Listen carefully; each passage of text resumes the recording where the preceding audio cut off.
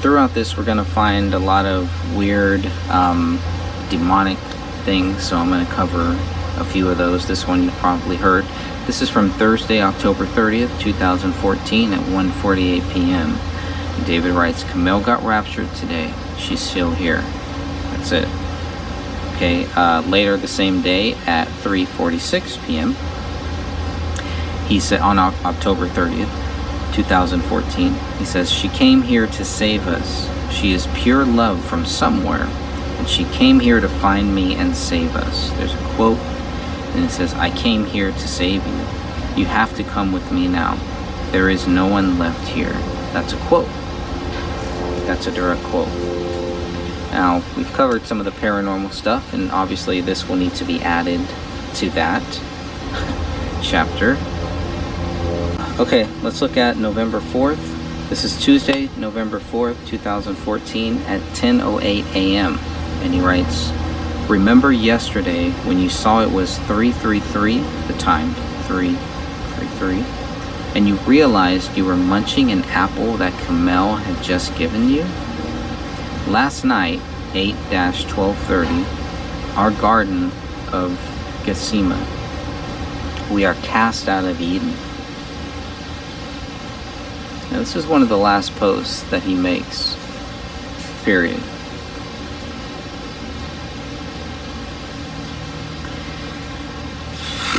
Wish I had more to say on that one, but obviously the 333, then the 666 is what you think of. Camille gave me the apple, you know, they're tempted, and he's going where she's going. I can make a lot of assumptions just based on this post from November 4th, 2014, you know. Paranormal assumptions, and I mean, whatever. That term is really starting to bother me too, because I'm not really talking about paranormal stuff. I mean, we're talking about what this world is. This is a battle between good and evil, a battle between God and the devil, between Jesus Christ and Satan, Jesus Christ and the demon, you know, the demons that are after our souls. And that's really what this is here. And so maybe I'm looking for signs for my own speculation, but things like this really stand out here to me as a Christian. Alright, so here is an interesting one where he's talking about Christians. The Christian root problem, reading the language of God and grasping the ideas of grace, and then deciding to choose the moment of its manifestation. It is arrogant to believe we can control the circumstances of our redemption. And so American Christians by the million settle into a Midwestern consumer lifestyle, accumulate self-righteousness, and wait for Jesus. Completely insulated from the terrors of the world, they have done little to assist. Interesting. Then he gives a reference, Sanctus Real, quote, I don't want to be part of the resistance.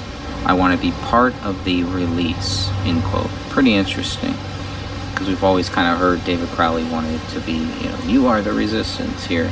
And here, seems like a deeper understanding. And he says, but only a few will be heroes, and most are doomed to be no one. And you know, with God, all things are possible. And when you turn away from God, when you start questioning God, which we all do at some point, I'm sure we all do, I'm sure we all have. But it's a dangerous time spiritually, and you can be spiritually attacked. Obviously, we can all be spiritually attacked at any time, but yeah, when you take off the armor of God and start looking elsewhere, that is a very dangerous thing. It's a very dangerous thing here.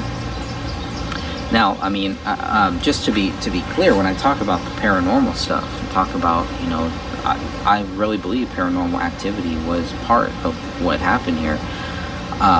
Not even that would prove David Crowley guilty, right? Nothing of that mind, but I think there can be, you know, there can be a paranormal element, a strong paranormal element to this case. that still involves David Crowley not being guilty. It's not an Amityville horror type thing where, the demons told him to kill everybody, so he did. Not that type of thing. That would not explain so many different things. So that's why, I haven't put too much focus on that. But obviously, I think one of the reasons why some people shy away from the paranormal activity is because they think that, that will help prove David Crowley was guilty and killed everybody, but it doesn't. It really doesn't. The paranormal activity, from my view, actually shows the opposite. It actually shows that there are some paranormal elements, paranormal people, paranormal things going on that were involved in this. That would that would warrant a cover-up on so many different levels. Anyways, all speculation. Anytime you get into the paranormal stuff, take it for what it is. But just when you're looking for the evidence of the paranormal stuff and you find it, which is what I find in some of the stuff here, I'm not just going to turn my back on it. But at the same time, it doesn't help me understand why they think David Crowley is guilty. It really doesn't.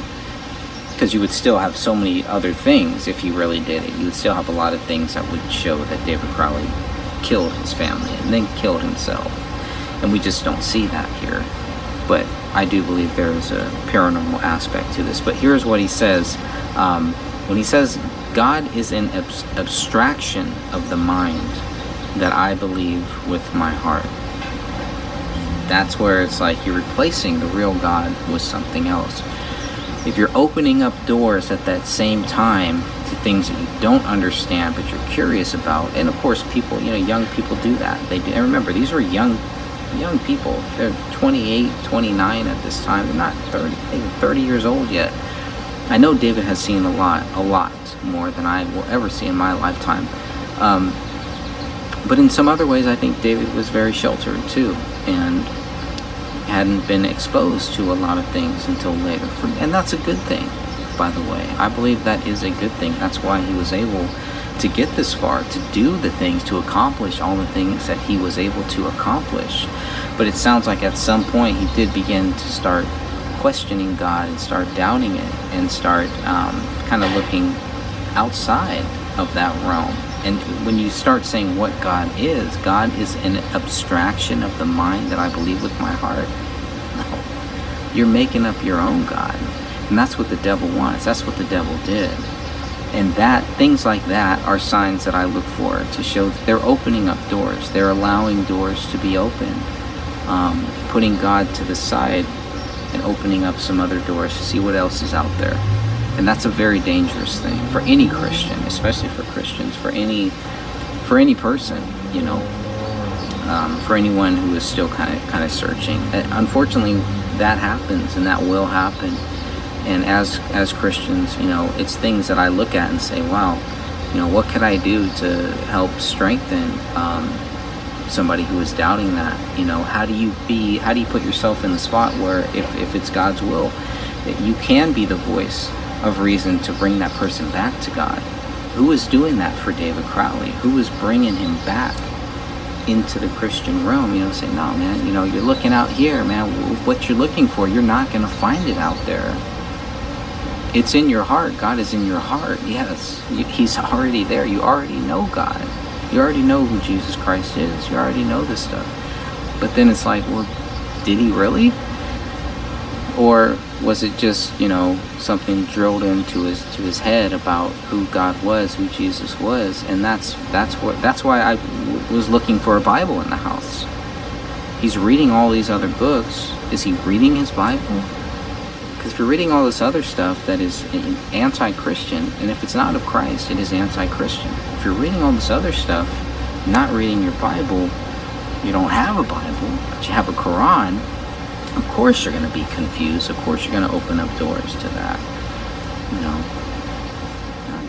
There we go. Alright, here's the demons of doubt that David writes about. Sucking a bong most of the day. I don't even do as much as I should be. That's the way I feel anyways. Because when I'm done, there I see my problems a lot clearer. I'm a broken man, broken indeed. I am already climbing out, but every now and then I turn and look, to see for a moment how high I have climbed. The demons of doubt gang up on me here. They know I'm at my weakest, but the veil of their insults is thin now, to the point of transparency. So he's seeing through it. It kind of reminds me of when the devil took Jesus Christ up to the highest mountain, tempted him with everything, right? That's kind of where he's at. I'm already climbing out of something, to see it for a moment how high I have climbed. But the demons of doubt keep coming back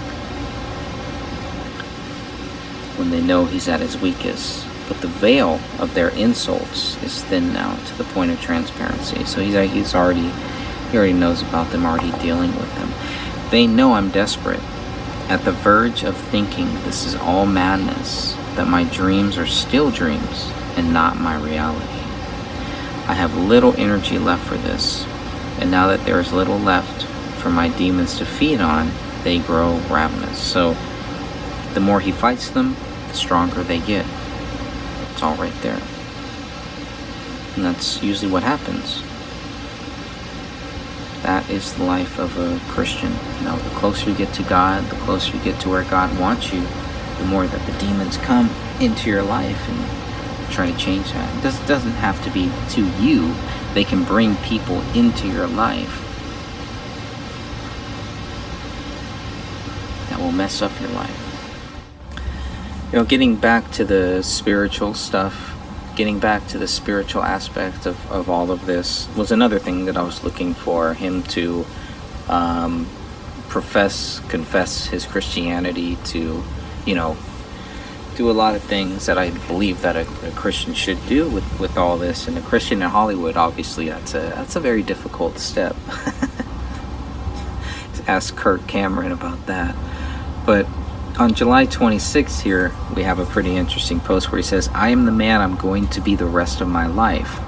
The impact of what I understood today should resonate with me forever if it is not the cessation of all godly intervention in my life. It is at least the high summer with only winter to look forward to. So that was pretty interesting too. Only winter to look forward to. Which is, that's it. At the end of winter, he's dead. So, but it's a pretty interesting statement. Of all the godly intervention in my life, he still has a strong connection with God. Reading this post, you can see that there's still a strong connection with God. I just hope it's a real God. I hope it's the right God, the one true God. But July 26th, it's a pretty interesting thing, a pretty interesting day. But the impact of what I understood today, and doesn't say what the impact of what he understood today is. So what happened on July 26th? What is so special about that? And I guess we will continue on because after all of that, it gets a little weird still saying on July 26th, I'm going to talk about sacrificing on the altar of karma, and then the study of myth, right? Because myth is that big key phrase here. As when it was written on David's laptop, I have loved you all with all of my heart. That was a note, and the title of that text writing was myth. So here's what he says on July 26th. I can see that. That's where she'll destroy me. I have enough bad karma for to see it manifest in my true eternal wound. The strangled relations with my child, whose childhood I figuratively sacrificed on the altar of my success. The damage may well already be done. Already it fades. The sun shines. Will I remember? The power of the gods withdraws as the new universe waits breathless for the stroke of my pen. Study myth. This is your task. What you do with it is your reward. Well, kind of weird, kind of creepy, right? But study myth. This is your task. Yeah, I don't know. Then figuratively sacrificing Ranya's childhood on the altar of my success. These things can be interpreted so many different ways, so I really try to keep my interpretations to myself as much as possible. Obviously, it's not very easy. When you read it, there's no way you cannot take put your interpretations and your thoughts and your views into what he's saying here, but that's pretty interesting. Just a lot of weird stuff whenever we talk about sacrificing figuratively or not. I mean, I don't know. It just sounds like it's more of him just kind of being outlandish a little bit. I don't know. But a little dramatic maybe too. Alright, and we're back to the paranormal stuff. This is a post from July 27th, Sunday, July 27th, 2014 at 10:23 p.m. And this is what he writes. Kamel will have to write about yesterday. I don't know that she will. There were physical effects, deep understanding, stretching my mind past what my body can tolerate. And apparently, I read something that Paleo watched float away. Such a weird thing to say happened, but well, I don't know how to write about what I know. It may take a few days. I hope Kamel writes about what she saw happen. The kid? Get out of her way. You live longer. I don't know what to write about. Much is changing. Words themselves look different. I will conquer my Crowley in my lifetime, but too late for Ronnie to make a clean break. So whatever this curse, this family curse that David feels like he has, it's definitely affecting Rania, and it's latching on to her. This is all speculation on my part. This could be, again, part of the physical manifestations, the paranormal activity that this family is experiencing. And of course, you're not going to make that stuff public. That's not going to help you get a Hollywood deal. It's really not, you know. At least in the way that we would hope. You get to the point where you're offered to sell your soul to the devil. That's another thing. I don't know if that's what happened with David. I do believe that they were seeing things. It looks like, from what David is saying, the dog watched something, quote unquote, float away. So something happened on July 26th, once again, is what it seems like. A paranormal experience. Just a guess, but I mean, he doesn't know how to write about it, and you could see that he doesn't write about those experiences that we've heard about, those things that have happened. But it does seem like it may be more related to David's side, whatever it is.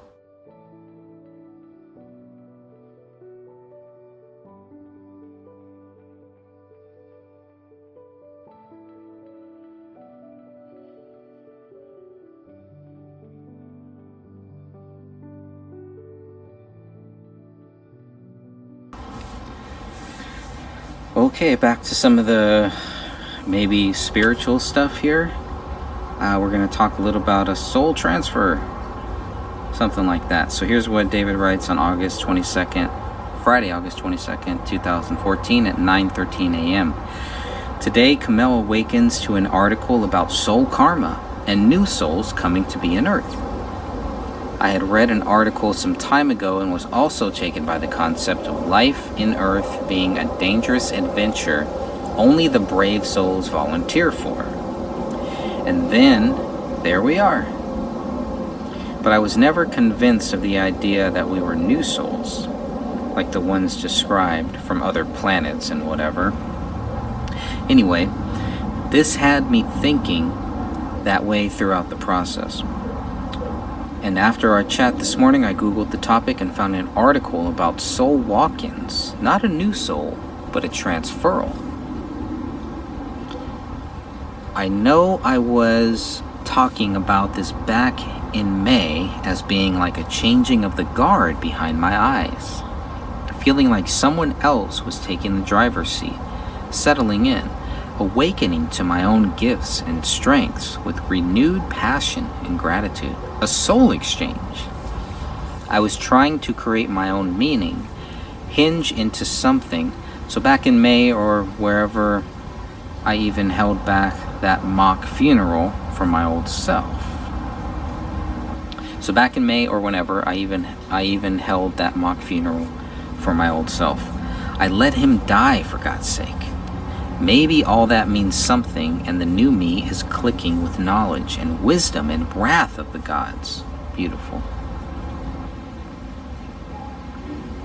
That trauma I saw July 26th. Now I want to know what this trauma is that he's talking about here on July 26th. He says, that trauma I saw July 26th, whatever it really was, there was that moment when I perceived that I was far from all help and that I was alone in the world, cut off from the guiding light of the place where I came from. To me, in the moment, it felt as if maybe Christ on the cross when God himself looked away. Allegory, story, fact, I do not know. But if there is a reference there for me in relation to the soul exchange business, it's that the transferal process of the new me was completed then, and I am now on my own. Pretty interesting stuff there. Whew, it's a lot to take in, I would say. But for me, the key thing would be this trauma that he's talking about on July 26th, being cut off. Because when you are cut off from God, when you're cut off from Jesus Christ, a lot of bad things can happen. That's where the devil gets you. That's where the devil wants you. That's where he wants us all. And I like the way, it's like he's talking about Jesus Christ, but he's still not sure that it's true. And that's a dangerous spot for a Christian to be in, especially one who grew up as a Christian and is now starting to question it. Oh, the devil loves that. The devil loves going after that, no doubt. But he says, allegory, story, fact, I do not know. But there is a reference there for me in relation to the soul exchange business. And I thought that was pretty interesting here. But to feel like you are, like there's somebody else behind the wheel driving you. And that's a pretty terrible thought. That's demonic. That is, a hint. Demonic hint. Occult hint. No. The hint of something else being there that you have to fight and continue to fight. And again, not saying that that's what happened with David, but obviously this is, when I read this, these are some of the things that I think about. It would not be hard if let's just throw this out there, okay? If David was possessed by a demon and did this, we would not be here. The evidence would be there. It would be very, very clear. Okay, yeah, he's guilty. There wouldn't be all of this strange things that we see in all these different rooms. There wouldn't be missed opportunities. There wouldn't be such a rush to judgment with David Crowley. None of that would be there. If a demon was involved, it would probably be really, really short and simple. However, demons don't sit on the sidelines, but they do like to observe from the sidelines and get other people to do their work. Meaning whoever did this to David could have been under demonic possession too. Could have been related. I don't know. Maybe it's not, but I can't turn my back away from the clear evidence here that we see of a possible demonic presence. So that's why it's very important to know what is he talking about in relation to July 26th. And August 29th, 2014, on Friday at 5:46 p.m., back to the paranormal stuff. So onward with the spiritual stuff, David Crowley writes. A flash of white light seen by Ronnie and Kamel in Ronnie's room. And a strange experience where Kamel heard Ronnie speak in a voice that was not hers. Okay then. I'm only sitting here long enough to write this. Then on to embrace a new solution. So, I mean, the way that he writes about the paranormal stuff, even, most of the time the way that Kamel talks about it, it just seems like it's just it's a part of their life. It's not that big of a deal. It's not something that is all of a sudden happening. This could be things that have happened from their childhood. If you ever want to, talk with somebody who has experienced these whether you call them paranormal, spiritual stuff, talk to Catherine. We did a whole show. My friend Walter Bradley and we did a whole show. I think Walter was in that one. Anyways, we did a show where Catherine was talking about some of the things that she has experienced in her life. These things are real. When you hear people talk about it and they're so just calm and so collective, it's pretty interesting. And the way that Catherine talks about some of this stuff, it sounds like David is talking about this stuff in the same way. And for the most part, Kamel is too, except for that one audio recording where you could tell she's clearly freaked out about it. And this is the August 29th one. So there's several dates where these things are happening, these paranormal things, but this is something that is not mentioned that happened on August 29th, where he says that a flash of white light was seen by Ronnie and Kamel in Ronnie's room. A flash of white light in the daytime. It's paranormal stuff. And he's just like, okay then. And then of course he talks about the time, that we've covered in the paranormal podcast that we did, this special episode, which I never put on YouTube yet. I really need to one day put that up there. But where it's Kamel talking about how she heard this thing, and it was up here, Ronnie was down here, and that article is you can go to my website, thegraystage.wordpress.com. On the main page you'll see that there's an article, I believe it's called Paranormal Activity, and it covers the 3 paranormal activities that we learned about, or we heard about, or were talked about in Eric Nelson's film A Gray State. I don't think it mentions what Sidra Alam told me, which I did put in my book, The Gray Stage, so that is in there too. But at some point collectively, yes, I'm gonna have to do a big piece to just put all of the paranormal stuff into one article, into one book, into one chapter, or something like that, because it is kind of the missing link, I believe, with a lot of people, where they think, well, that just means that they're crazy. And obviously that's the first thing people who have not experienced paranormal activity, or who are not open to paranormal activity being real. But if you read your Bible, you can clearly see demons are real, and this stuff does happen, and Christians are vulnerable. People that are of God, loving people, good people that the devil knows will turn to God at some point, even if they're not there at this point, where they put their stamp and say, yes, I'm going to stand for Jesus Christ. The devil loves to go after those people who are kind of wishy-washy on it, and unfortunately that's where I see David and Kamel. They're kind of up in the air, and they have good reason, and they're very knowledgeable, and you can tell that they're very articulate, very intelligent people. And sometimes the intelligence can kind of hurt you, because Christianity is it's faith driven. It really has to be something that you accept. And I think that the more that they were open to Christianity, the more that they were, kind of leaning towards God, the more the devil came in and put doubts in their mind. Just my view.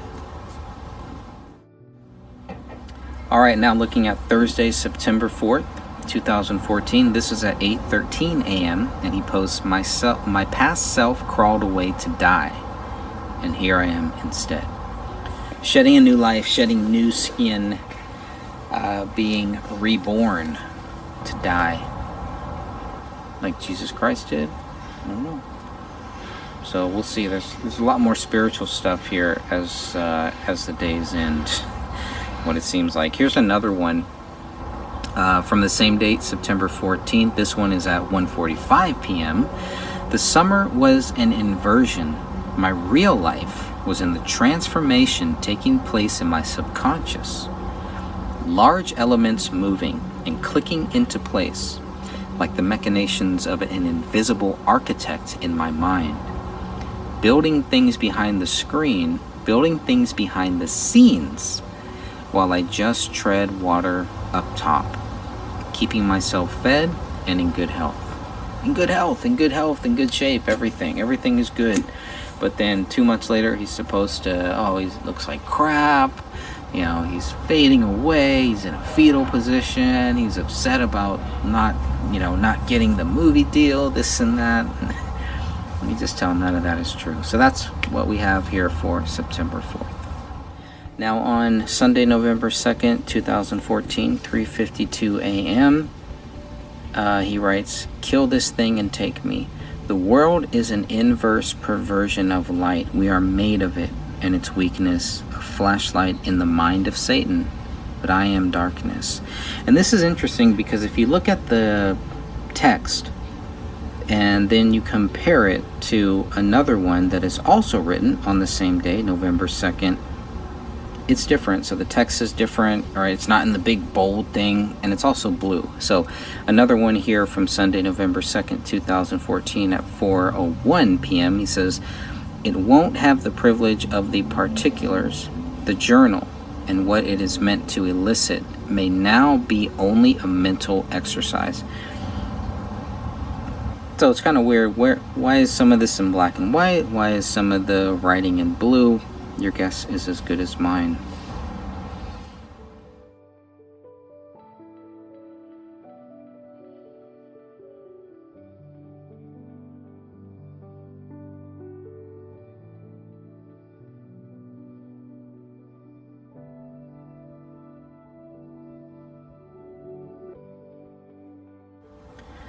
All right, and now we're going to read the last paranormal, spiritual thing connected that I could find in the Day One Journal. This is from Tuesday, November 4th, 2014 at 10:08 a.m. David Crowley writes, "Remember yesterday when you saw it was 333 and you realized you were munching an apple that Kamel had just given you? Last night, 8-1230, our garden of Gesima. We are cast out of Eden." We are cast out of Eden. That's a pretty big statement here. But this is pretty much what page 161 of the journal, of 162 pages. So I thought that was a pretty interesting quote, that he would write 333 when obviously 666. We talk a little bit about that, but munching an apple that Kamel had just given you. It's the Adam and Eve thing. We are cast out of Eden. Obviously, you can see that. So that is pretty much where the journal ends. That really is the last post in this 162 pages of the journal. The next one, the only other thing is it's from Wednesday, November 5th, 2014, and it's a photo of their kitchen table, basically. Another paper towel. Lots of paper towels everywhere, always, right? We've talked about that a lot, I'm sure. And then a written, looks like a binder is also there. Maybe that black binder that you see in the kitchen, on one of the kitchen tables. Yes, kitchen table. Would that be a kitchen table? Next to where the coffee pot is and all of that, right? There's that black binder there. So this could be part of that black binder. But looks like something, can't tell what else is on the table or something else. But then with the quote that says Rania DOB 5 November 6:35 p.m. or so. Now we know that that is not Rania's date of birth. So it's pretty weird. You can kind of see, like, I don't know. That's just pretty odd to me, that last photo there. And the last, it's not, I guess it's just a kind of like a caption or something. But the last real post is the one from Tuesday, November 4th, where he's talking about eating the apple at 333. I just thought it was really weird to put 333 and talk about eating an apple, being cast out of demons, all stuff that is related to the spiritual battle that I believe that they were facing, that we all face, right? We all have a spiritual battle that we're facing, whether we recognize it or not. And this brings us to the end of this 162 pages. I'm sure there were probably other things in here that could have been included in the spiritual battle. I tried to get as many of them as I could and put them in here to make it easy for everyone to kind of go through it. I hope these videos have been helpful, and I hope it will further your research, and I hope that you will take the time to look into the Day One Journal and read it and see what you think about it. I've chosen to just focus on the things that I thought were really relevant to this case. Some personal stuff, but a lot of personal stuff I felt was not really relevant. But focusing on the last couple months, I think really helped me kind of get a better understanding of David's kind of mentality, some of the battles that he was facing, not only the spiritual battles, the physical battles, family struggles, script battles, all of that stuff. I think it's all of that is very, very relevant. So I do hope that this has been helpful. And again, if you want to go and download the journal, you can. We'll be talking about other things in the future too, but this was just to focus on David Crowley's Day One Journal.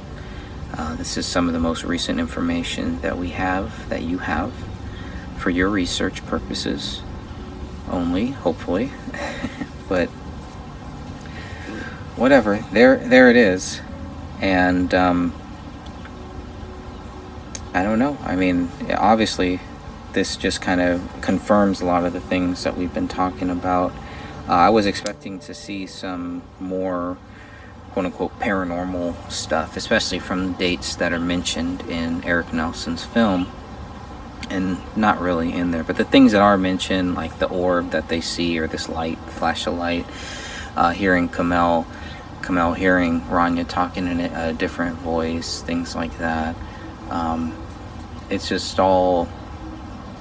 it's all very disturbing, I guess, but the way that they talk about it is just very calm and casual. It just makes me think it's just, for them, it's not that big of a deal. It's just part of their life, which is very interesting. Again, I use that word a lot, very interesting, because a lot of this is very interesting to me, but not in a good way. But that is all that I kind of found relevant for the spiritual stuff, the spiritual battles that David is facing. And we've gone now through a lot of these pages, not all 162 pages, but most of them, most of the relevant stuff, the stuff that I felt was relevant to this case and to what happened with David, what didn't happen. Obviously, it's very curious that the police are talking about the journal ended in September, and we can clearly see that there's a lot of other entries beyond September into October. Some of it seems kind of weird, kind of like, you know, some of the questions are maybe if there was some stuff missing, possibly. Hopefully not, but there could be some things missing. Just some of the dates, some of the way things look, why are some of the posts, some of the titles of the posts where the date is, they're in blue, and then in a few others they're in black. It almost looks like it's copywritten. I don't know if these were some of the posts that were taken out and then they were able to recover those posts, and that's why they're not all in the blue text. I really don't know how relevant that is. But if you look at this photo from Sunday, November 2nd, 2014 at 3:55 a.m. I don't even know what this is, really. So it's just that photo, and I don't know. I cannot tell what that is. Just him looking outside or something, but it's just there, just kind of randomly there. So you see a couple of those things, and feeling like he's being watched. It's like I'm being watched. That's another one from November 3rd. And then, of course, this last one from November 4th is really pretty curious way to end this journal here. And then of course there's still another month and a half maybe, that there's no posts unless they were removed or something too. But this is where this journal ends, on November 4th. Very curious, so, or November 5th technically, I guess, with just the photo.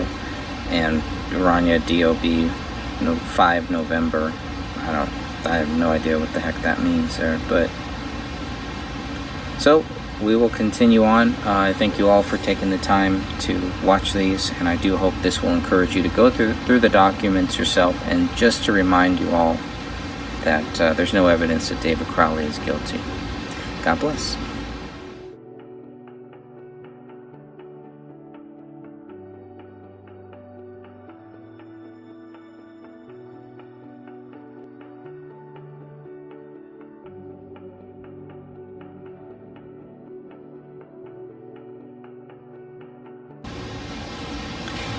And just talking about some of the things David Crowley has said about people. Here's one. What a privileged family. We hang out with all these bums. How come no one checks you out and says, nah, bro, you're doing it wrong? I shudder to think all their messes are bigger than mine, so mine go unnoticed. What a psychological wasteland. Pretty interesting stuff. So he realizes he's surrounded by bums. I don't know who he's talking about. He's not very, he doesn't say I'm talking about these 4 or 5 people, but obviously my first train of thought went to these goons that he surrounded himself with.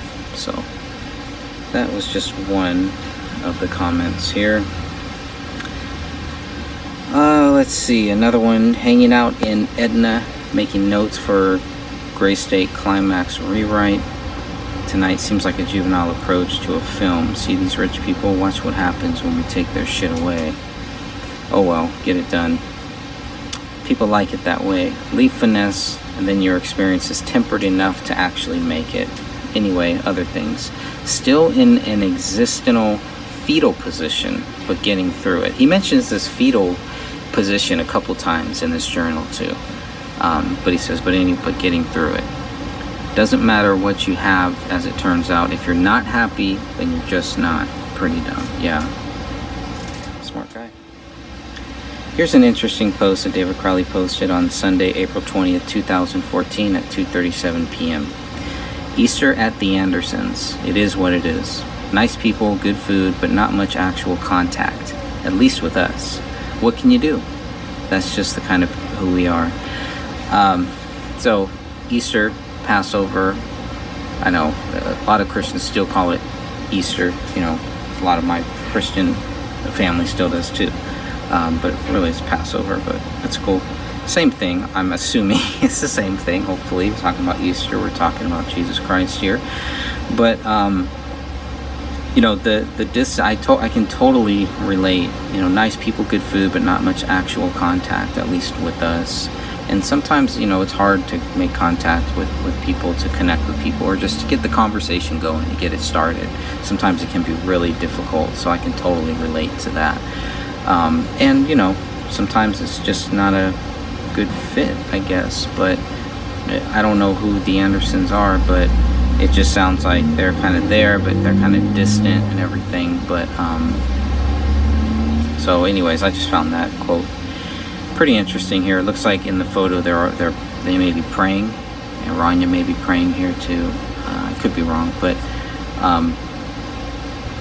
yeah, I mean, one of the other things I'm looking for are the Christianity, the evidence of David's Christianity, trying to understand that a little bit better. And every Christian is different, you know. I mean, I can't really come down on David. Oh, he's not this type of Christian. Or, oh, they say Easter instead of Passover and stuff. You know, I have to look deeper beyond all of that.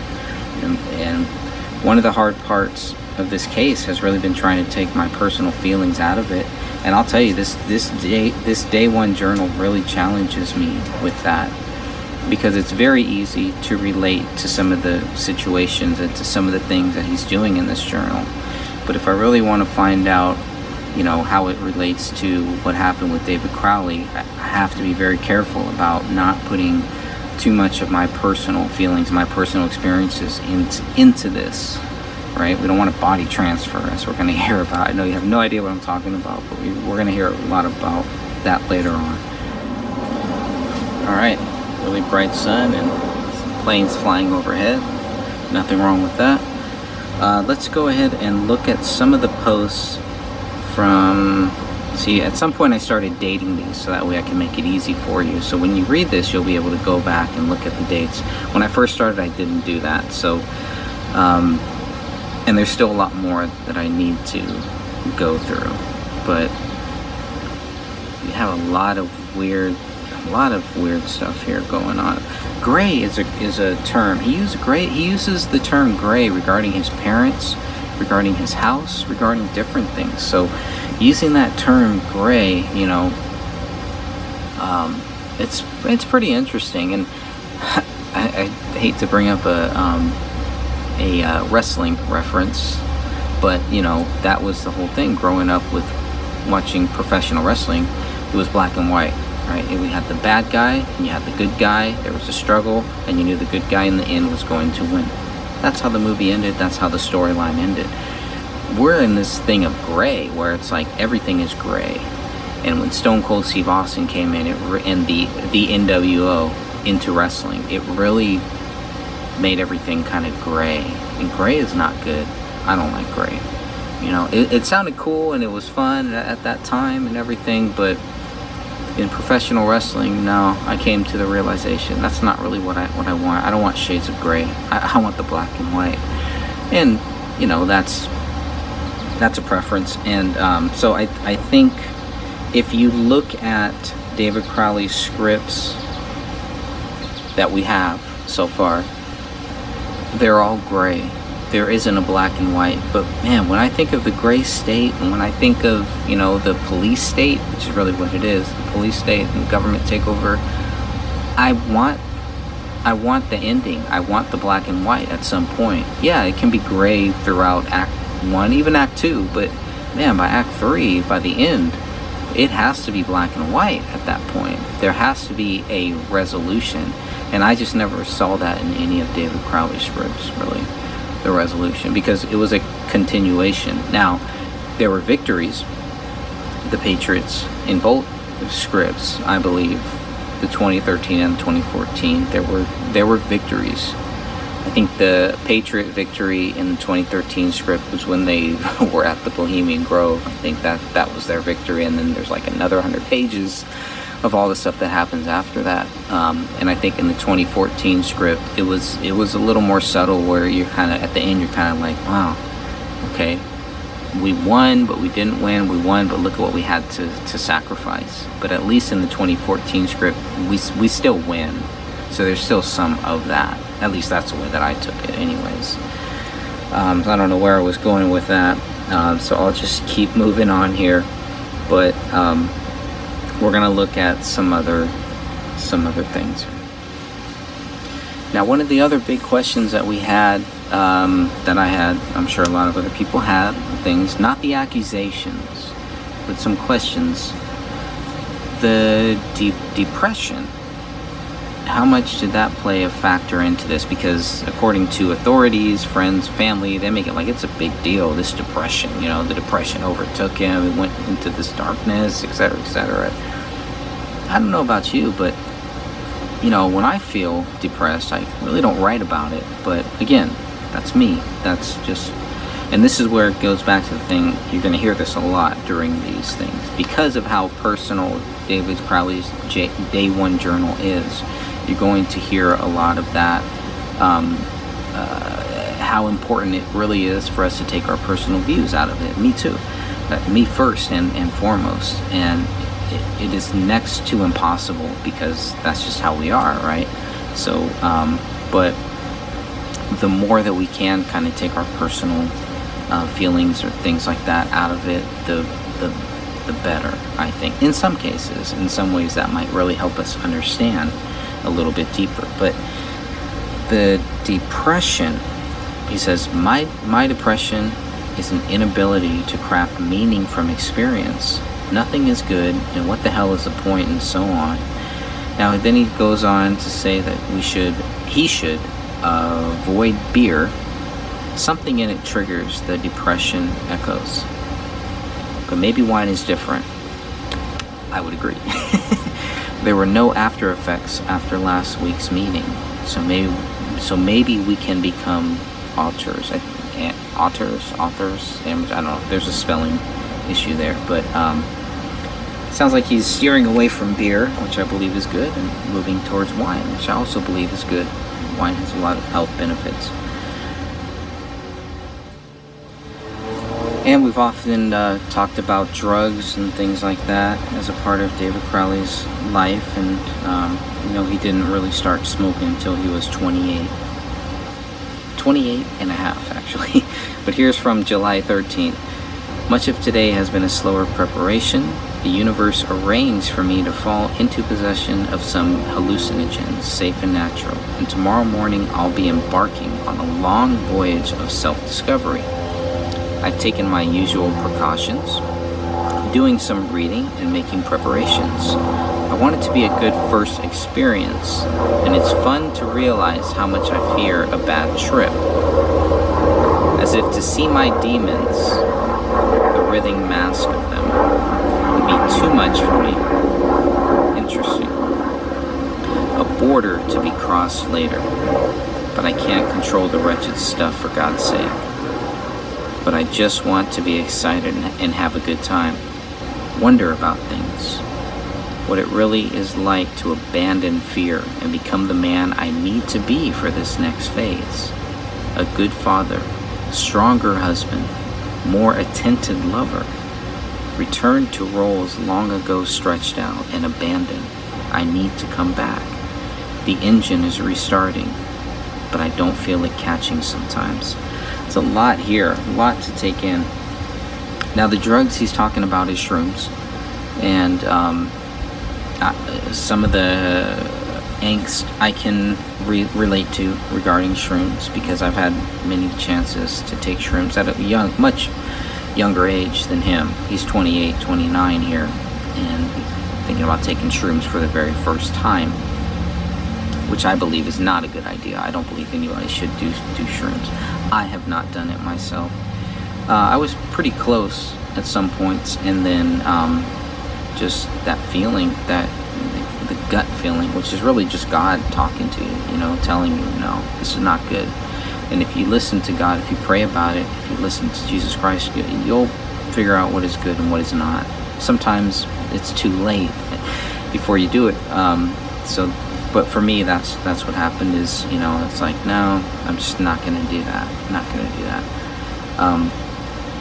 So he's prepping for it. He's prepping for this trip, and that's hard for me to understand because I'm a little older than David. Well, maybe a lot older than David, but it's hard for me to understand that. You're writing about all this stuff, but that's what a writer does. What do they write about? If they're not writing about a story or writing about, a documentary or something like that, they're writing about themselves. So this is really him really trying to push writing about yourself, which is great. It's a day one journal. That's the point of it. It takes guts to really do that. But he's hoping, doesn't want the fear of the bad trip was what really made me say nope, not doing it, because I've had bad trips on other things. Nope, not doing shrooms. I have no intention of trying shrooms. And they always say that, safe and natural. Yeah, right, whatever. Safe and natural. Just drink some wine, you'll be fine. So he's prepping for it and everything. So I was like, oh man, this is the next thing that, it's going to be really bad. But it's really not. He really, later on says, it wasn't a big deal, not too much happened. He basically compares it to smoking weed, which is kind of weird, because I don't know, I've never done it myself, but the stories that I've heard of people doing it is nothing like what happened when you smoke weed. But again, every person's different. So that's July 13th, talking about shrooms. And also on July 19th, 2014 at 6:46 p.m. Oh yeah, and Kay's mom is propped up in a hospital in Temple, Texas. Cervical cancer, probably. Alright, so here's another one from July 19th talking about tourists and family. A little cryptic, so bear with me here. Kamel and I in some weird drifting insanity barge. Our friends and families along the higher line.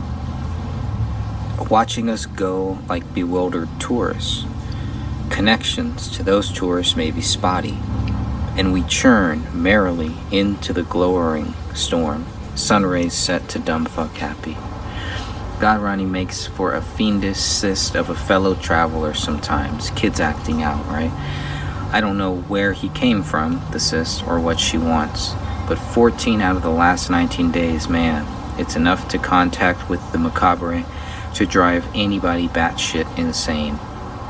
So, pretty interesting stuff there. It just seems like just typical parenting issues that you deal with, but he's very he's a really good writer. He's a really good way of articulating a lot of these things, especially when it comes to some of these personal issues here. So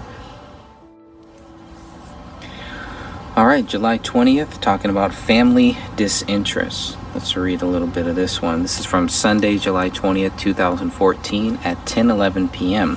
Something Kay and I talked about. We share a sharp disinterest in our families. Maybe a dull apathy is more accurate, but whatever it is, we both have it. I have thoughts on this, but maybe for another time. Some of the posts are very dramatic, I would say, and taken out of context. I could see how you could use some of this stuff to try to, make David Crowley look crazy, but that's just not the way that I see it here. Reading everything in the full context, in the proper context, I believe. So let's look at this one from July 21st. This is what he writes. Something inside of us, we Crowleys, is dead, but I can bring it back to life. I am a small man in a wooden house in Minnesota with all of the gifts I was expecting to receive in a lifetime. And I can be happy. I can break the sinking curse of my family and be free and happy. That is what it will take. I have to leave. I can bring myself back to life, I alone in my family. So a lot of powerful stuff here talking about this family curse, and we hear that it's a continual thing in this Day One journal where he's talking about this kind of curse. Family, I don't know if it's literal, figurative, whatever it is, but there's something that he feels he has to kind of break out of, and only he can do it. But when he says, I have to leave, a lot of this stuff really, to me, there's a lot of evidence that David Crowley is leaving Minnesota for Los Angeles, and I think this may be another small part. If you were to add up a lot of different things that we already had before the Day One journal, I think there was a lot there. And it's crazy how much of the Day One journal just really solidifies everything that we've been talking about, and a lot of the different things that have been discussed in the group. So, but it's the way that he writes. Something inside of us is dead, but I can bring it back. There's hope. He's not giving up in any of the stuff that we see here. He makes it clear and he sounds very appreciative of everything that he's gotten in this life. All of these gifts, everything that he's received, he thought it would take a whole lifetime to receive these. And he's happy. He can break this sinking curse and be free and be happy. And that is what it will take. I have to leave. So he's got to go. He's got to go and mark his own territory, mark his own thing, make his own mark here. And moving to LA would have been a good opportunity. It would have been a good thing that he could have done. And of course, we always look for reasons why David would want to kill his daughter, and reasons why he would not kill his daughter here. So I think this post right here, July 22nd, gives us a little insight on why David would not do it, how he is invested in his daughter. He says this: I had a thought last night that Ronnie and her progression through youth are one day meant to twist our energies, Kay and I. to a more fostering, caring, and philanthropic orientation, to watch her grow and invest in her. So Ronnie is gonna help them grow and help them be better fostering, better caring parents. And then they can watch her grow and invest in her. So to me, that's a big issue, big strong issue there. And I'm glad he put things like that down here. Again, that's July 22nd. It's just more evidence that he's not going to kill anybody, including himself, I would say. Everything here we see is all planning for the future, and then all of a sudden, there's no more future. It just doesn't add up.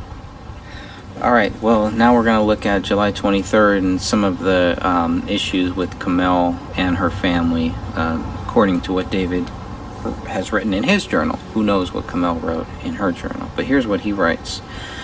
A little piece of this. So he walks into the house. I take one step inside my house and hear her on the phone shouting in Urdu, and I just know it's all over. I know she's on the phone with her sister, getting emotionally involved like we talked about. I even take her off the phone like I never do and try to warn her. We talked about this yesterday. It's over. You're not involved. Stop calling them. You have nothing to say. I get the stone face. She's not listening for a second. Fine. Just do your conference call downstairs. I have to work. Peace and quiet and perfect morning shot. He was hoping to come home and start working on the script and everything, and apparently all that is just completely shot now.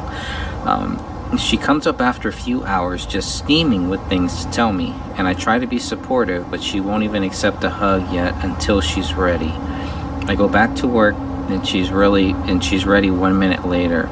So I stop work again and ask if she needs to talk. She says no or something, but hovers anyway.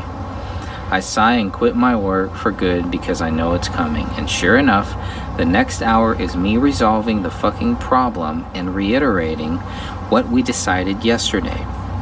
She got her family on the phone and fucked it all up. Made some wounds, made everybody cry, showcased all her insecurities and weakness, and accomplished nothing. Jesus Christ, I told you and I told you. I told you and told you. So, pretty deep stuff there with whatever is going on. Not really clear what exactly is going on. And there it is. David Crowley speaks Urdu as well. He's a translator. He was a translator. So, that's pretty interesting. And, I mean, when he says it's all over, you know, it's like they were trying to keep good waters with the family, with Kamel's family, and whatever happened here, there's this big argument, and you could tell it's, you know, all that is pretty much gone now. So, at least from what he's saying, it's all over. But obviously, it's not all over yet.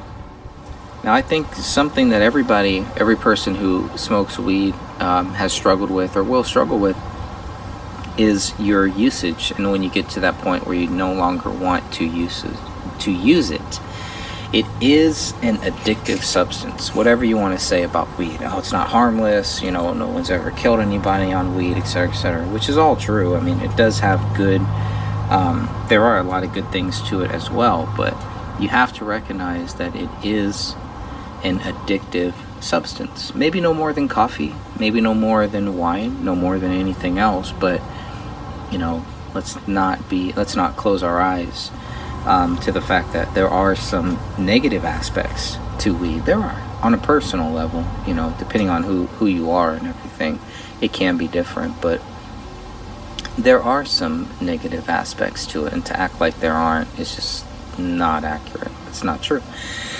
Okay, so here's what he says. We're still on July 26th, Saturday, July 26th, 2014 at 4:05 p.m. I can't continue the use of weed because it limits the sphere of presence to the level of a child's enjoyment. That is where good parenting skills live. Patience and understanding and intent. I have to abandon this level of presence where my child lives. She is lost to me until she matures. to my intelligence, every bit the imp and constant impediment to our goals. A kind of psychological backwash of bad karma. Our steady path has left combined consequences for which we will pay through the form of this imp, who will one day destroy us. I suddenly feel as if now that I have achieved this fame and fortune, if I would leave it all for the fortune of my child. Lots of powerful stuff, some cryptic stuff, but just the way that he writes, there's an elegance to it. There's it is a little cryptic because sometimes it's kind of hard to understand, but there is an art form to what he's saying, to how he's saying these things too. So just a few things on that, I guess. Thinking about quitting weed, he doesn't want to smoke around his daughter, so when he's high, he's not going to be around her as much, maybe.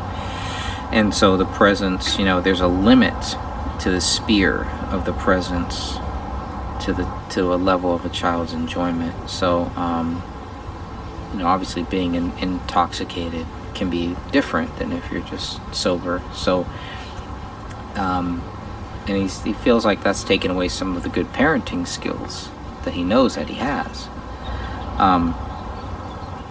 He says, she is lost to me until she matures to my intelligence, every bit the imp and constant impediment of our goals, a kind of psychological backwash of bad karma. Pretty interesting stuff. Very deep thoughts. The dude is very deep. Very deep with his thoughts, and that's cool. And it's hard to be like that, but it's also hard to put that down on paper or even to type that out, whether you plan on sharing this with the world in the future or not. And the way that I read some of the Day One journal, I do believe he planned on kind of using this for like a documentary later on. Who knows? Maybe that'll happen one day.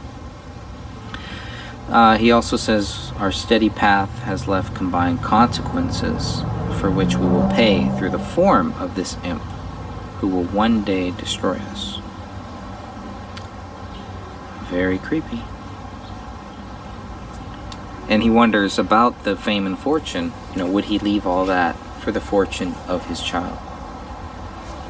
I guess we'll never know. Alright, now we're going to look at July 30th.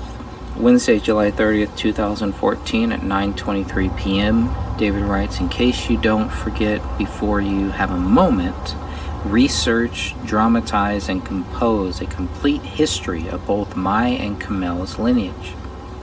A total collection of stories and descriptions to help Ronnie understand herself.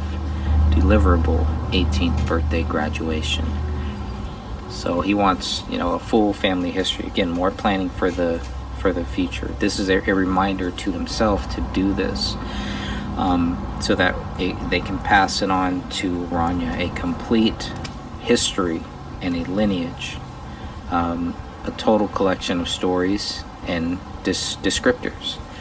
Had she have lived, she would probably be looking at this Day One journal now, or at least when she gets older, or on her 18th birthday at some point, but her 18th birthday and graduation. Planning for the future, talking about that stuff, and then a few months later you're accused of killing this person. Nope. And that's what you see a lot in this Day One journal. It's just more and more evidence of just things that make you think, well, okay, if we were to stack up, and we've been doing this now for almost 7 years, to stack up the evidence that he would kill his daughter, and then compare it to the evidence that he wouldn't kill his daughter, there's definitely a lot more evidence that he wouldn't kill his daughter. I can't really find any evidence that he would. I mean, I'm sure there's some stretches that you could make in certain things, but then you have comments like this. You have comments where he's talking about investing in Rania, and then talking about making sure that she knows her lineage by her 18th birthday. It just doesn't line up with somebody who's planning on killing that same person before her 18th birthday. So take that for what it's worth, people.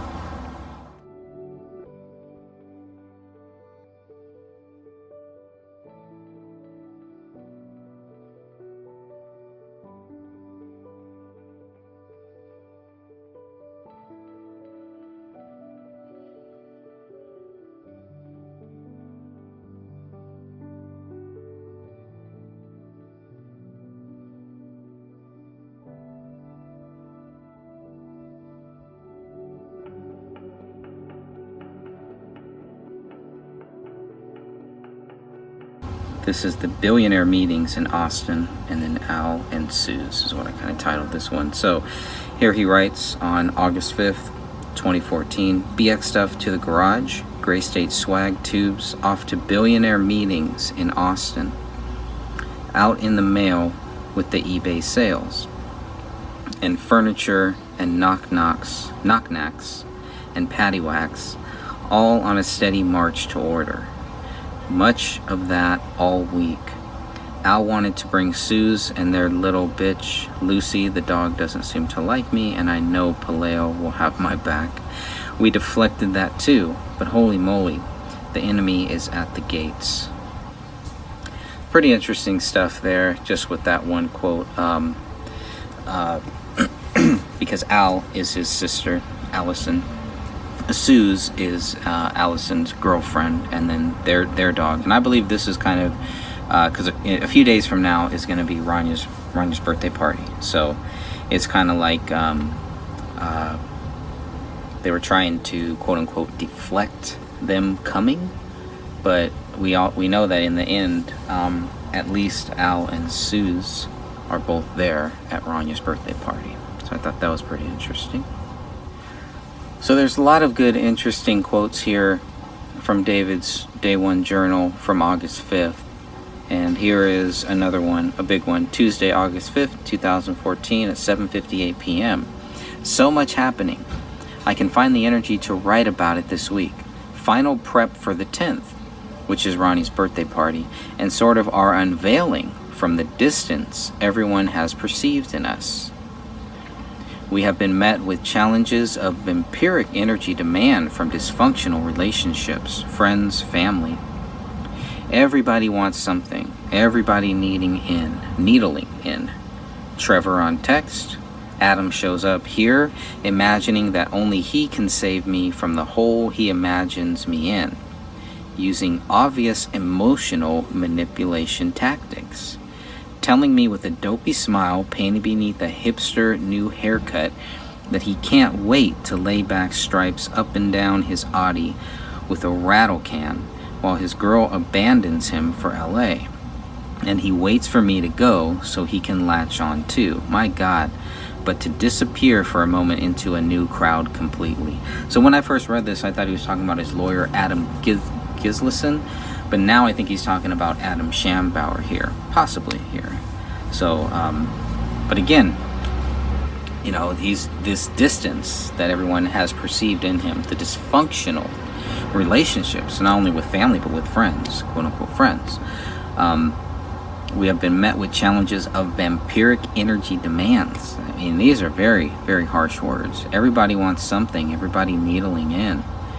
And but the thing about Adam is just really, really odd. So I was like, wow, I'm surprised he's talking about his lawyer like that. But this could very well be him talking about Adam Schambauer.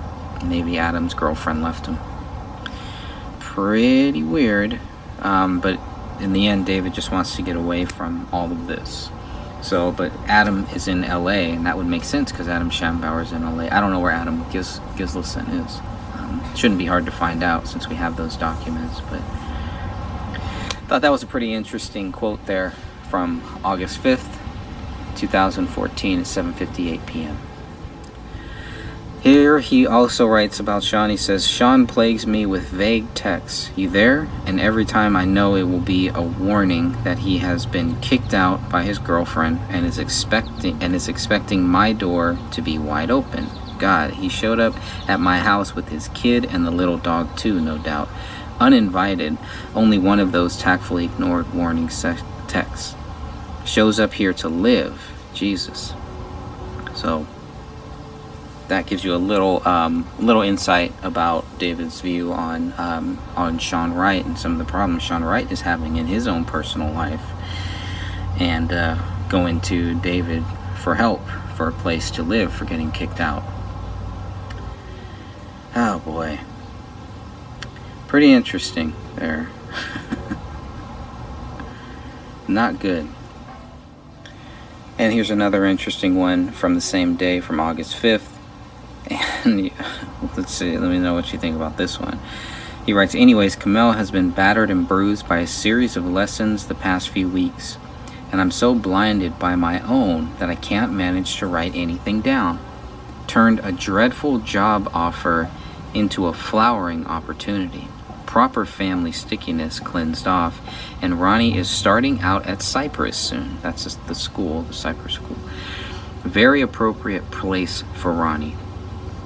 And to come home from school to dusty Uncle Sean and his ceaselessly hooting urchin at a home ravaging our abode,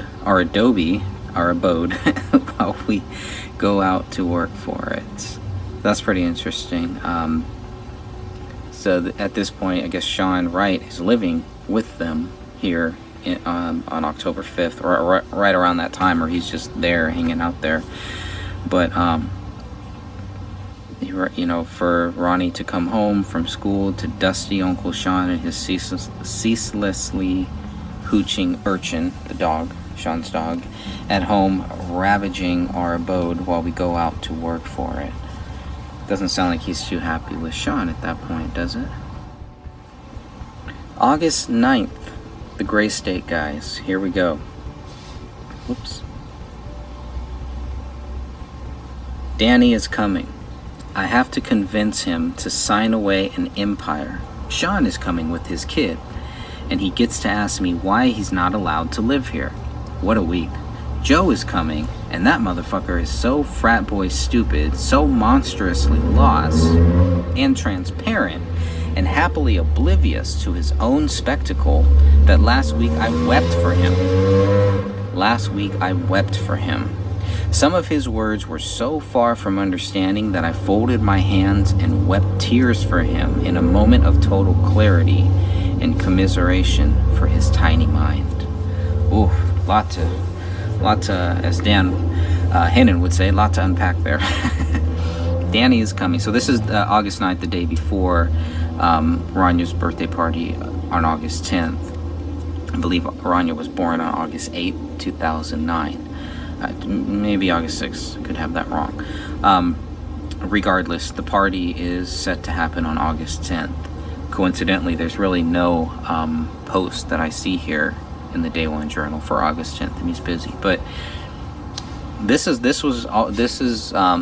quote has really helped me try to get a better understanding of what is the real relationship like. Because if you watch the sloppy-mentary, if you listen to the way Danny Mason, the way Sean, the way Joe, and the way Adam Schambauer, the way that they all talk about Joe Seaton, the way that they all talk about David, it's just like came out of the blue or something, or David was distancing himself. But here we have some of the reasons why, and David is trying to get away from all of this drama, and these guys are bringing all of this drama to him, all of their personal problems to him. Well, he's really trying to focus on this Hollywood deal. That is his focus. It doesn't really seem like these other guys really are. But Danny is coming. I have to convince him to sign away an empire. Pretty interesting there. Sean is coming with his kid, and he gets to ask me why he's not allowed to live here. I mean,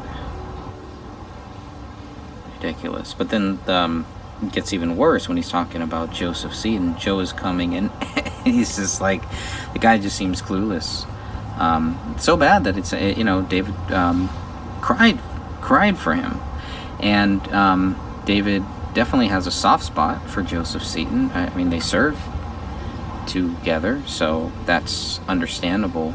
But it's pretty interesting to hear that. It's like, wow, okay, I thought they were a lot closer than that. But after reading some of this stuff in the Day One Journal, now I think the way that Sean tried to make himself seem close to David, I don't think David was David wanted to be close to Sean, to Seaton, Obviously not to Danny Mason, and to one of the Adams. I don't know if it's his lawyer or not, but it sounds like he's pretty dependent on his lawyer. And here, few more things here from August 9th. Here he says, after tomorrow we plan to retreat to summer bliss. So they're prepping for all of this. They're prepping to distance himself away from all of these people here. It's a big hurrah, big thing with everybody coming there. And then after that, kind of looks like he's going to really distance himself from them. It says, after tomorrow we plan to retreat to summer bliss, 2 to 4 bowls each per day, slowly and lovingly tearing down the entrapments of our past lives and building fresh ones. By fall, we will be new. Very critical statement right there. By fall, we will be new. And we all know what his plans are for the fall and for everything like that. New, not dead. Take it for what it's worth. And another one from August 9th, where he says, and over all of this hangs the world spinning. Thought that any moment this movie deal could get signed and we could become upper class. Well, I found out we bought the house the day of the martial law shoot. Maybe I'll get a nice call during the party. So, bought the house during the martial. Found out we bought the house the day of the martial law shoot. That's pretty interesting. I was like, well, they bought another house, but he could be talking about the house that they have now in Apple Valley, Minnesota. But I just thought that was pretty interesting that he's waiting here, and if the deal goes through, he may consider himself upper class. And then on August 11th, things get really heated here regarding Joseph Seaton, where he says, Joe is a douchebag, as I put it, an asshole that doesn't know it's an asshole. Mom and Dad were great. Dan and Alan Sue's the only time the whole family has been together since our wedding reception in '08, and Ronnie and Sue's weren't around then. Big, pleasant affair. Well, why not? We throw a fun, non-dramatic party. So it's kind of like a recap, because there's no post for August 10th here when the party happened, but August 11th, this kind of like gives you the recap of the party. So aside from Joe, it sounded like everything went pretty good. Joe is a douchebag, so I just thought that was funny. This just seems like a guy who doesn't really know, it's kind of clueless and doesn't really know his own place in reality. I don't know the best way to describe it, but whatever it is, there's definitely the tension is mounting, the tension is growing between David and Joseph Seaton. Joseph Seaton may not even know it, but it's coming. Alright, so here's a good one from September 8th. The universe may want me to destroy Danny Mason since he has given indication that he wants to stand in my way. What a fool. The garage sale is finally over, and I can recover from the madness. It was a fun time, in fact. And we got to meet many of the neighbors. Good impressions all around. Sold $5.5K worth. Wow, I sold over $5,000. Then had the idea, why didn't I try to package it as a business model with assets for sale? Could have tripled my money like a boss if I found the right investors. What a bummer of an idea to have right after selling it all off. So he sells off a lot of stuff. Now you can still see, if you look at the crime scene photos, you can still see all the stuff that David Crowley did not sell off. There's still a lot of data in those, a lot of props, a lot of things like that he did not sell off, that is in his basement. And so he says here, anyway, Danny is my first threshold guardian. I don't even know what that means, so your guess is as good as mine. Danny is my first threshold guardian, and either I will convert him to my cause or destroy him. His next actions will decide. Now, we've heard this.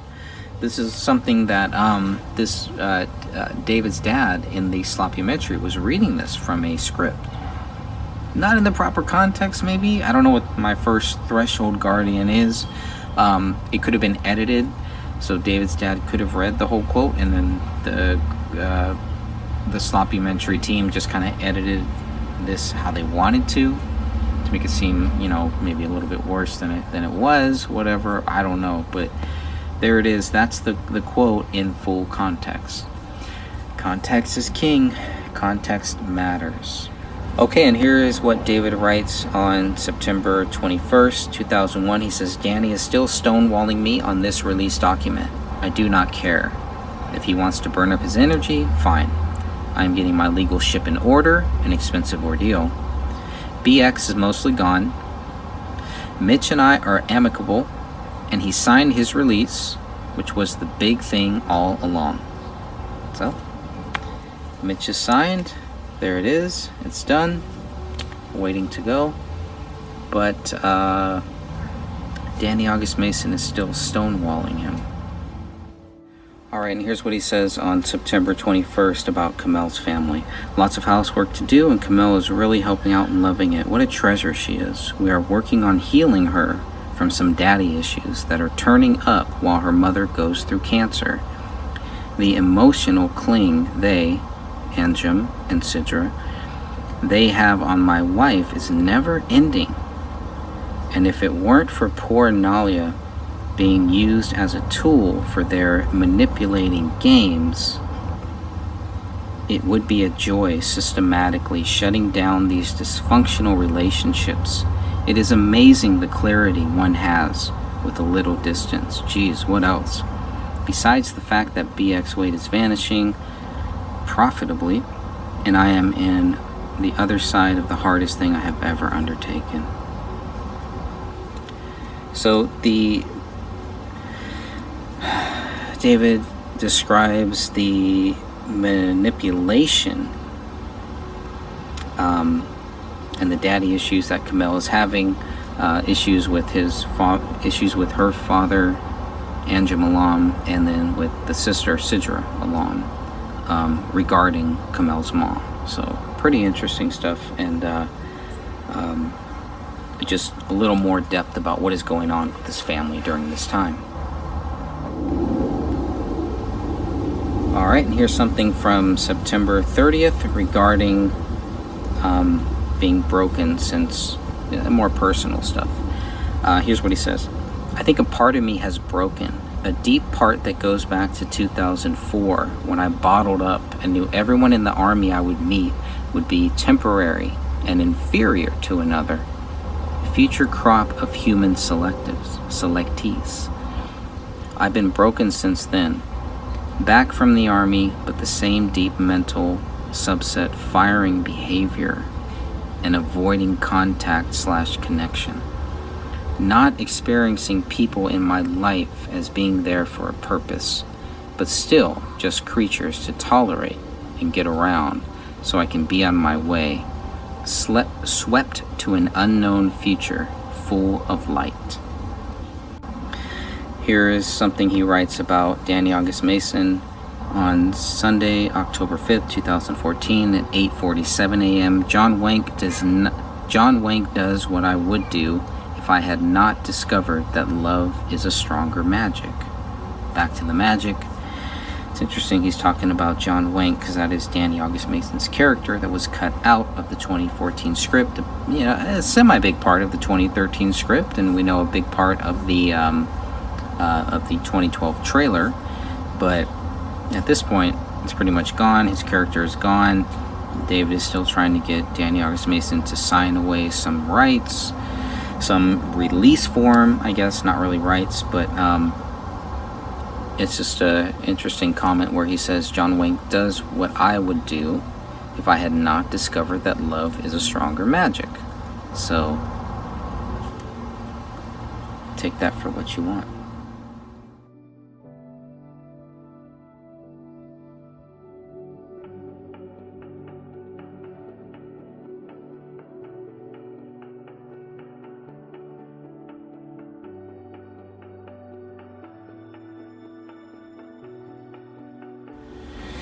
Alright, here's some from August 20th.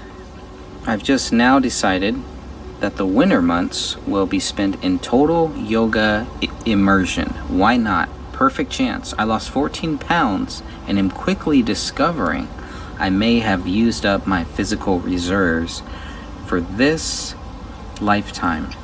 Yikes, such energy. It will be a joy to relax now. French wine by the beach, Colombian cafe on the street. Freedom is not in buying more shit buzzing with stimulant energy, but a long coast to walk down. Yeah, it seems like he's kind of the hustle and bustle, right? The 2011 to maybe even 2010, everything. And once the Gray State scripts once it takes off, once that 2012 trailer takes off, he describes it many times. It's complete chaos. It's chaos. Rania had to go through it. Kamel had to go through it. He was gone. He had to sacrifice that, everything, doing a lot of things for that. He had to sacrifice his family instead of spending time with his family, he had to spend time working on this project here.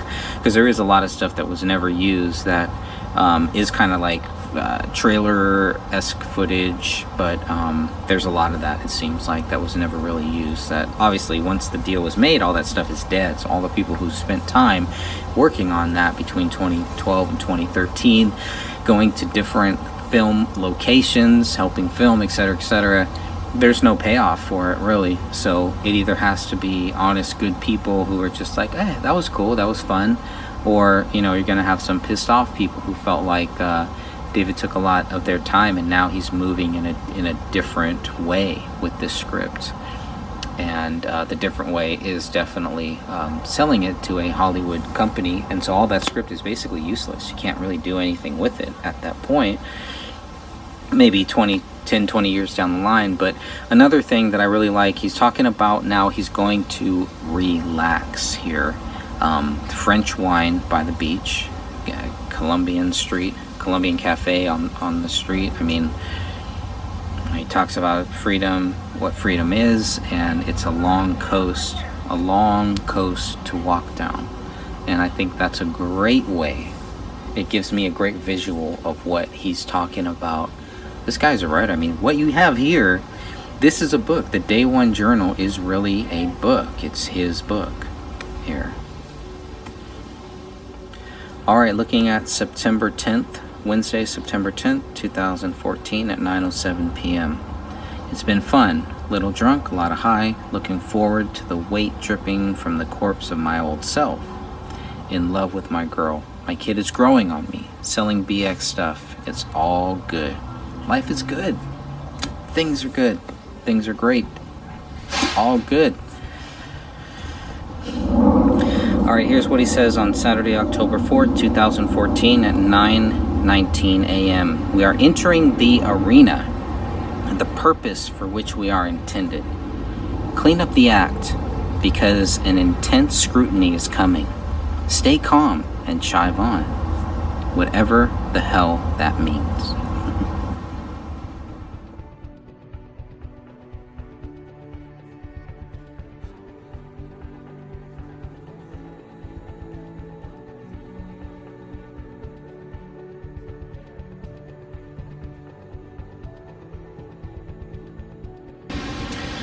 So when David starts this journal, it's really just about writing. He makes that very, very clear on the first page. The first thing he writes in April, on Sunday, April 13th, 2014 at 7:39 p.m., fear of writing, with a question mark. Suppose that's a fear of everything. It says, look, I'm on an iPhone and I don't feel like spell checking everything again. I hope this gets easier with an iPad. This is a life report, since I suspect my feelings right now in nostalgia or reflection might be of value. So the point is to write. A lot of things to be afraid of here. Grades, judgment. This will never be asked or as good as what I used to write. This is the epicenter of fear. I can't even out anything down on paper. So I can't even write anything down on paper. So he's writing on the iPhone, which, like, write. That's what you do as a writer. That's what a good writer does. Just keep writing. It's pretty interesting. He's having a hard time writing on paper, though. I'm kind of the opposite. But again, this is where it gets to where, taking myself, my experiences and everything out of this case here. So, But it's really nice that he's just, writing. Now, you'll also notice in the first paragraph, this is going to be another recurring theme of using Jesus Christ's name in vain. And I know to non-Christians may not be a big deal. To Christians, to some Christians, it may not be a big deal. And for me, it was not really that big of a deal either until I was listening to a wrestling podcast with Stone Cold Steve Austin talking about ravishing Rick Rude, and they were going on a fishing trip, and Steve Austin is just using Jesus' name in vain, God's name in vain, and not purposely or anything. It's just how he taught. That's how he grew up. And at some point, ravishing Rick Rude turned to him and said, "For F's sake, will you stop using the Lord's name in vain?" And when he said that, it really made me think about that. Like, wow, I wonder if I do that and just don't even notice it, just don't even know it. But so anyways, that is going to be a recurring theme here of him using Jesus Christ's name in vain. And so it's like, on one hand, well, okay, he recognizes who Jesus Christ is, and same thing with Steve Austin. He's a Christian, he's a believer in God. He grew up like that, and that's just, I guess it was something to say instead of saying the F word or using the curse word. But in reality, it's actually worse. But anyways, that's a side note. So let's see. No one believes you except for all the people who did. And so it says, I suppose confession is important on some psychological level, but perhaps this will spoil the tone for every following entry. Negative Nancy. Got to soul yourself to see. Anyways.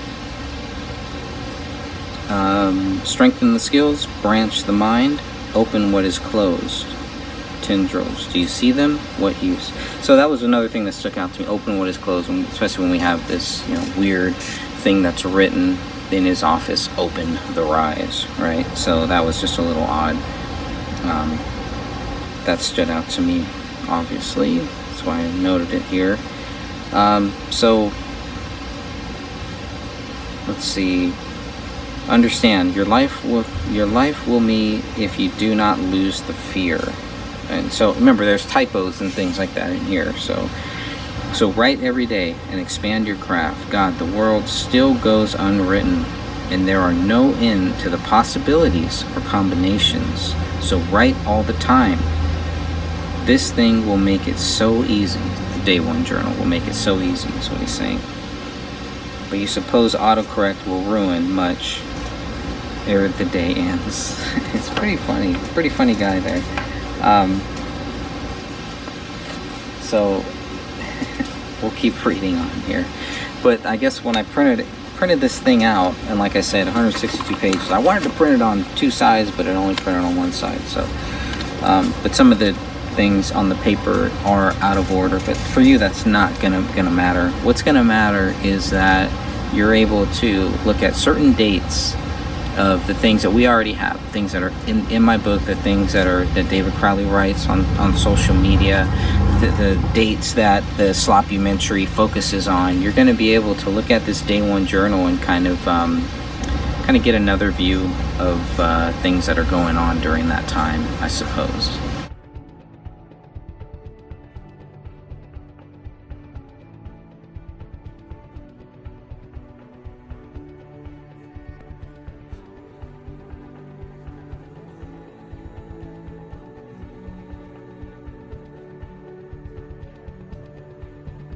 We have a couple quotes where, or a couple times where I think even Sidra had said that there was something where once David realized the script wasn't going to happen, then he was in this fetal position. We see that a couple times here. And David Crowley several times writes about a quote-unquote metaphysical fetal position.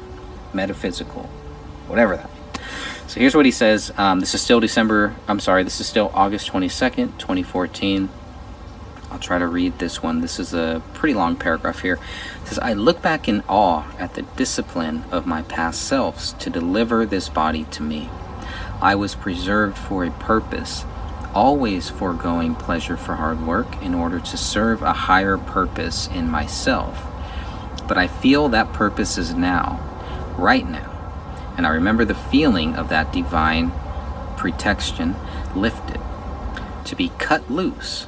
I haven't forgotten the lesson, but I suppose I am in a sort of metaphysical fetal position, resting, mourning my loss. Jesus, you guys, I couldn't see any of it with my eyes, but it is utter beauty and peace. This place, our earth, is like a back alley Parisian brothel by comparison. And here we all are, churning in the chaotic stew of errant desire and unlimited material possibility. You gotta have guts to live here, to submit to the chaos. Everyone here is a brother, a fighter, a precious piece of biological equipment to be awakened with consciousness to do good in the world, and by our very presence reverse the cycle of negativity that has our world in such turmoil. Very powerful. More stuff that would lead one to think that he is not killing himself. All this stuff is all stuff that is like left out of the sloppumentary, and you can imagine why. You can understand why it doesn't fit their narrative. Their narrative is not to show the goodness of David Crowley, unless it's in the first 20, 30, 40 minutes or whatever, but that's it, right? Then the rest is, you know, going crazy and focused on this and that. But when you read this stuff, and they had access to all of this, so they know this. They know everything that we're talking about here. They know this, you know. He says you got to have guts to live here, to submit to the chaos, to live here, not to die here. No plans on dying, more plans on living. To be a fighter, to be awakened with consciousness, to do good in the world. Killing yourself and killing your wife and killing your daughter is not doing good in the world. It's all contradictory to what we have been told, to what we were told back in 2015. All of this contradicts it. And who are we going to believe? David's own words or somebody else? Well, again, that is your choice. Believe whatever you want. We just want to make sure you have all of the facts here before you come to that conclusion.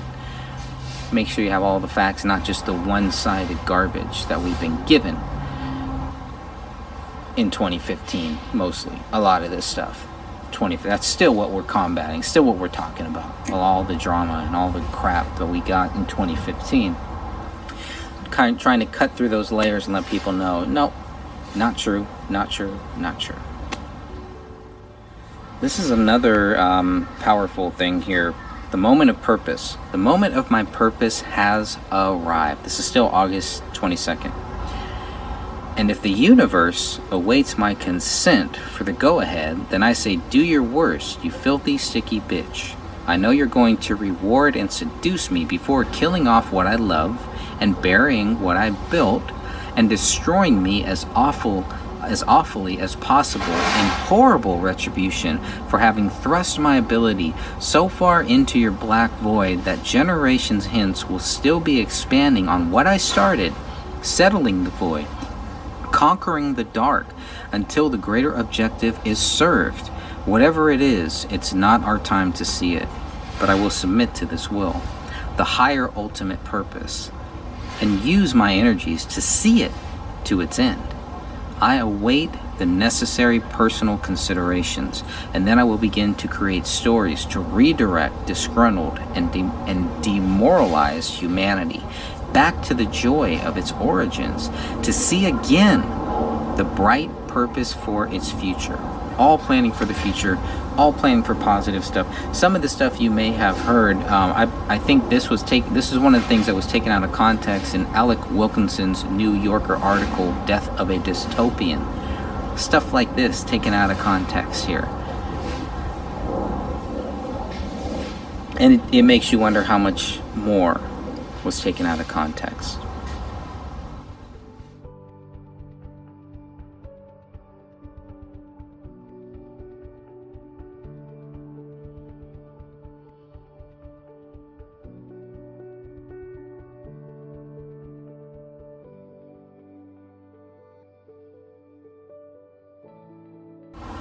August 28th, there's some really good stuff here about being sober. He says, I feel really good today not smoking. He feels emotionally stable, good energy levels. I'm about to, since it's time to write, and I'll continue to partake until my performance stops improving. But it's nice knowing being just me in my body isn't so bad today.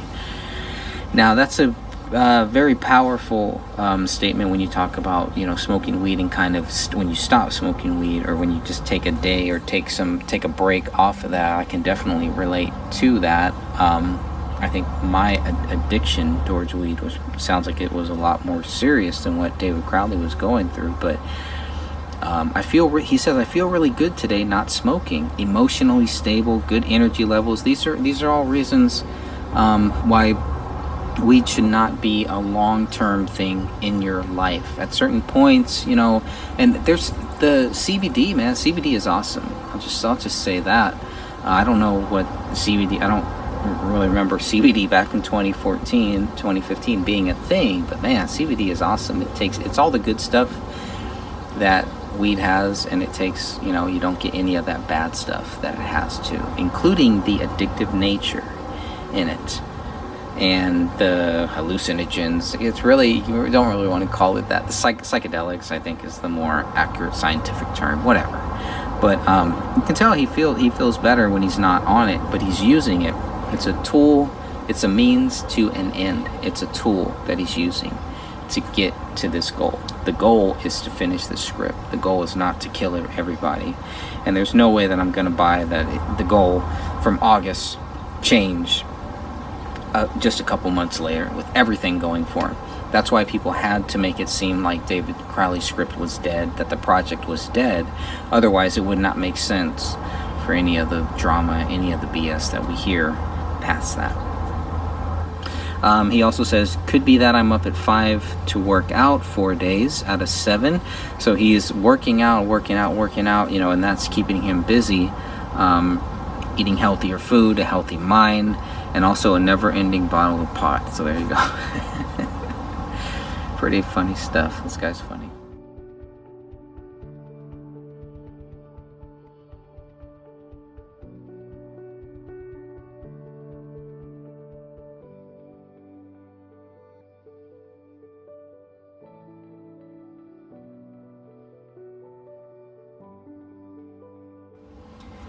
Now, this one on Monday, November 3rd, 2014 at 4:43 p.m. is very interesting because not only of the picture that you're going to see here, look at this picture here. You can see where Brett Malay's house is, and you can see how when David is looking out from his house, you can see where those windows are. I know the picture may not be as good as if you actually had the PDF. Even in the PDF, it's still a little blurry, but it's a lot better in the PDF than probably what you're seeing here on the screen now. But if you look to the left, where the left of this photo is, that's where Brett would have been when he saw David on December 24th, December 25th, looking out the window, and they looked at each other, made eye contact, etc., etc. So this was an interesting quote from November 3rd, where David is saying, everything is so still, it's like being watched. Yeah, I see you too. And that really stood out to me, just because of, we know that Brett Malay is the last person to have seen David, claiming to have seen David through that window. But the way that it was written, it made it seem like it was, directly. But you can tell by this window, it's not directly. It is to the left of David's view. And the windows are not that close, so Brett may have saw him, David may not have saw Brett, or Brent, Brett / same thing.